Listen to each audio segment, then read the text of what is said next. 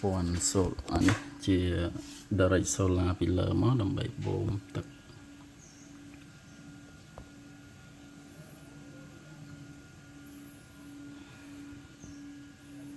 ឆេះអស់មួយដូរថ្មីនេះខ្សែចូលចេញឡើងទៅលើទៅពីផ្ទាំងមកពីលើចឹងនេះវាអាគុយលីសូម10 អាំពែ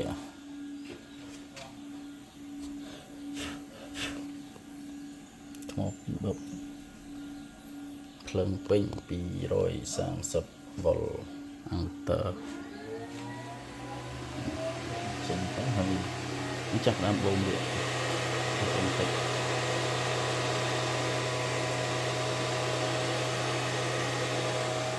នេះម៉ូទ័រមិនដឹងតាមសេះពេញទឹកទៅបូម10សេះនៅខាងក្រៅ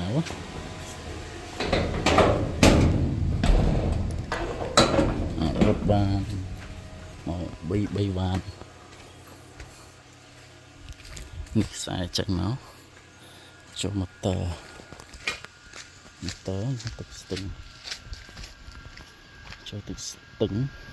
នេះមកពីណាទេស្ទឹងយកឡើង8ចូលមកទឹក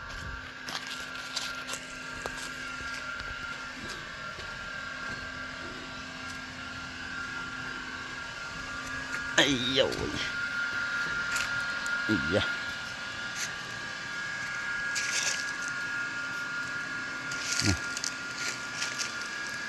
មកតើ10សេះទៅធំទៅសូឡា10សេះមកទៅដល់នៅចិត្តទៅពីដល់ទៅតុងទឹកបូមស្លេក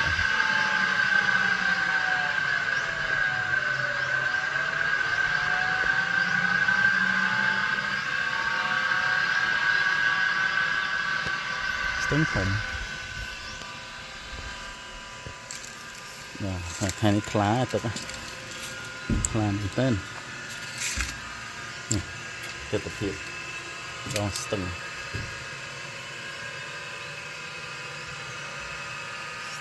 ធំមែនតើតោះនេះចំការកោតទេ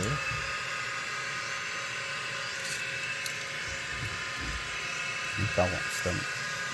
មកពីណៃមកទៅ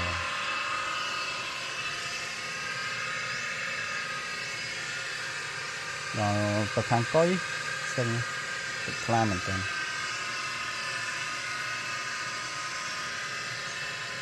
ចុះជាក់បាក់ដីហ្នឹងដីបាក់អស់ហើយមកជើងដាក់ជើងចុះគួយលេងបានស្លាវមួយធំណាស់បានហើយទុកដីស្ទៀនដល់ខាងដល់វាតាមស្លាវធំត្រង់ស្លូមក